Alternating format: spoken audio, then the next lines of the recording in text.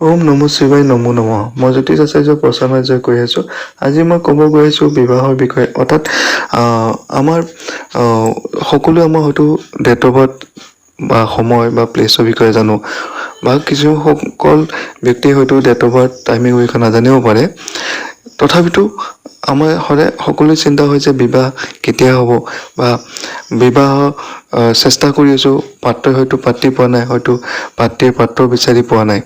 গতিকে আমি নিজৰ কুণ্ডলীখনৰ থ্ৰুত আমি কেনেকৈ বিবাহৰ কাৰণে পাত্ৰ পাত্ৰী বিচাৰি পাম, সেই বিষয়ে মই ক'ব গৈ আছোঁ। গতিকে ভিডিঅ'টো শেষলৈকে চাওক, লাইক, ছাবস্ক্ৰাইব এণ্ড শ্বেয়াৰ কৰক, যাতে অন্যজনৰ ভিডিঅ'টো চাই উপকৃত হ'ব পাৰে। আজি বিবাহৰ সংক্ৰান্তত মই 5টা পইণ্ট ক'ম, আৰু সেই 5টা পইণ্টৰ যদি কোনো এটা পইণ্ট আপোনালোকৰ মানে সম্পৰ্ক হয় বা মিলে, তেনেহ'লে জানিব যে আপোনালোকৰ বিবাহৰ সময় যথেষ্ট ওচৰত আহি আছে। প্ৰথম পইণ্টটো হ'ল, যদিহে আমাৰ লগ্নৰ পৰা সপ্তম স্থানত যিটো গ্ৰহ স্থাপিত হ'ব বা থাকে, সেই গ্ৰহৰ দশা অন্তৰ্দশা কালত আমাৰ বিবাহ হৈ উঠিব। ছাপ'জ ধৰক আমাৰ গ্ৰহ আছে শনি।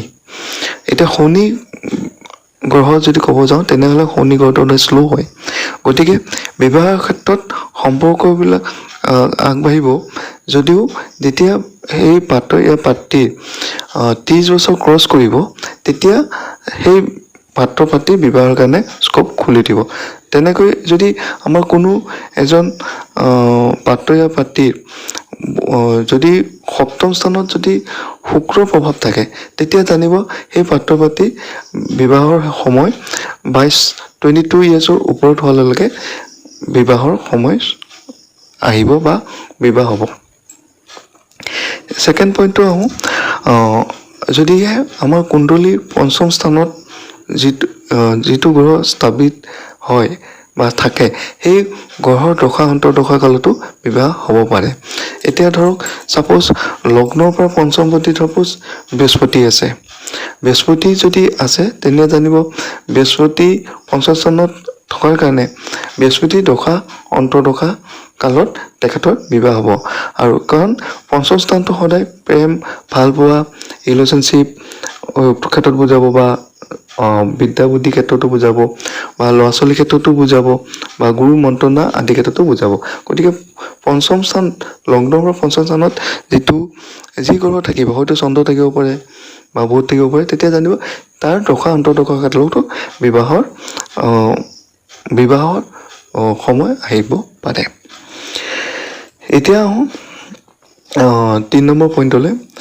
যদি কুণ্ডলীখনত লগ্নৰ পৰা দ্বিতীয় স্থান আৰু সপ্তম স্থানৰ মাজত যদি ৰিলেশ্যনশ্বিপ হয়, তেতিয়াও বিবাহৰ সময় আহিব পাৰে। তেনে ছাপ'জ আমাৰ লগ্নপতি, ছাপ'জ আমি ধৰিলোঁ মেঘ লগ্ন, দ্বিতীয়পতি আমাৰ বৃষ, আৰু সপ্তমপতি যদি আমি চাওঁ হয়তো শুক্ৰ চলি আছে, তেতিয়া লগ্নৰ প্ৰতি প্ৰভাৱত যেতিয়া ছেকেণ্ড পজিশ্যন আহিব, তেতিয়াও আপোনাৰ বিবাহৰ আহিব। কাৰণ কিয়, যদি ছেকেণ্ড পতি, সপ্তম পতি আৰু লগ্নৰ মাজত যদি মত বিনিময় হয়, তেতিয়াও বিবাহৰ স্থান আহে বা বিবাহৰ সময়টো খুব সোনকালে আহি পৰে। 4 নম্বৰ পইণ্ট কওঁ, যদিহে সপ্তম পতিত লগ্নৰ পৰা সপ্তম স্থানত যদি চন্দ্ৰ আৰু শুক্ৰও যদি থাকে, আৰু যদি দশা অন্তৰ্দশা চলি থাকে, তেতিয়াও জানিব যে বিবাহ খুব কম সময়ৰ ভিতৰত আহিব, বা বিবাহৰ যদি সময় বিচাৰে, তেনেহ'লে 23 বছৰ ওপৰতে তেখেতসকলৰ বিবাহৰ হ'ব। শেষৰ ফালে আহোঁ, পঞ্চম পইণ্টলৈ আহোঁ। যদিহে কুণ্ডলীত 1 নম্বৰ স্থান, পঞ্চম স্থান, সপ্তম স্থান আৰু 11 নম্বৰ স্থান, সেই দুটাই যদি, এই পইণ্টকেইটাই যদি 1 নম্বৰ, পঞ্চম, সপ্তম আৰু একাদশ স্থানত যদি মত বিনিময় কৰে বা ইটোৰ লগত ৰিলেশ্যনশ্বিপ হয়, তেতিয়াও কিন্তু বিবাহৰ সময় খুব সোনকালে আহিব পাৰে বা খুব সোনকালে বিবাহ হৈ উঠে। ধন্যবাদ।